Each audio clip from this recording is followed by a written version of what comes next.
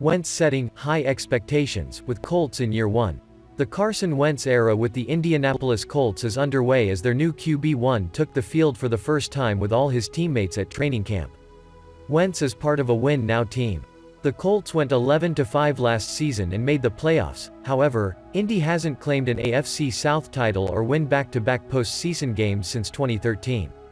Expectations are for the former Bison to be the focal point and turn that around, especially in Harris defense, who was 10th in total yards and 9th in scoring. In the first 7-on-7 drill, the Pro Bowler completed 12 of 20 passes. It's not the perfect start, however. Wentz is embracing the new role. "I've always been wired that way, to have high expectations. Coming in here in the spring, I could feel it," Wentz said. Right after the trade, the culture was just different. "It's a family and truly like one. Football, it's always talked about in the locker room. It's a family, it's always a family, but something feels different here, and even in the community and you guys. Everyone is just supporting and encouraging each other."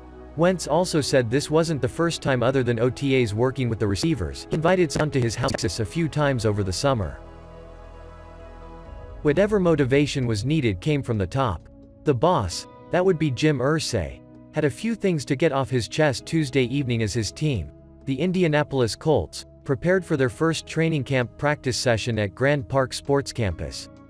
It was an in-person message, lasted roughly 15 minutes and went directly to his expectations for the upcoming season.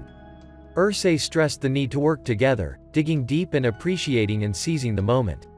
Those expectations, by the way, are rather high. Irsay has one Lombardi trophy in his possession. He craves more. Irsay spoke to a captive, receptive audience of players and coaches. Carson Wentz, the unquestioned key to whether the Colts are able to satisfy their owner's expectations following the February trade with the Philadelphia Eagles, listened intently. He agreed everyone has high expectations. Wentz said after his first practice Wednesday morning. "And I love that because I've always been wired that way, to have high expectations. Coming in here I could feel it in the spring, right after the trade, just the culture. It was different." "How so?" "It's a family," Wentz said. "It truly feels like a family. It's always talked about in the locker room. It's a family. It's a family. It's different here. Even in the community. Just feels like a big family with everyone supporting and encouraging each other. But the expectations are there." Having Mr. Irsay talk to us got me kind of fired up last night.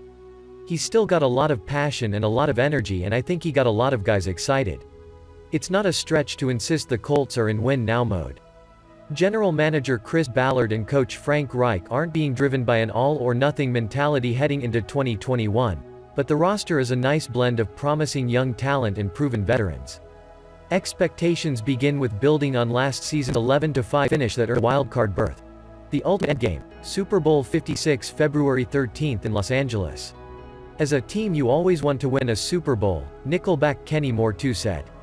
"In order for us to do that, step one is winning the division, and we have to take care of practice each day, and then week one is the most important game." Colts last won the AFC South in 2014. The last time they reached the playoffs in 2014. Wentz takes it. And he's right. That's why Wentz, who's coning off a disastrous 2020 in Philly, 15 interceptions, 50 sacks, being benched for the final 4 games, figures to be the focal point as training camp unfolds. Yes, the further development of coordinator Matt Eberflus' defense and quick assimilation of rookie end Kwity Paye is critical. Of course there will be a ton of interest in how offensive coordinator Marcus Brady and his staff are able to compensate at left tackle until Eric Fisher's rehab from a torn Achilles is complete, which might not be until early October. And yes, eyes will be on 31-year-old wideout T.Y. Hilton and 22-year-old running back Jonathan Taylor as they provide pass run threats to Wentz. For the record, in these COVID-19 times, Wentz wore a mask while talking with the media but declined to address whether he's been vaccinated. "That's a personal decision," he said. On the field, Wentz had his good moments and moments that will require correction during post-practice video sessions. "I thought he did well," said Brady, who's helping run practice while Reich remains in quarantine following a positive COVID-19 test. "Made some great checks in the run game, in the pass game,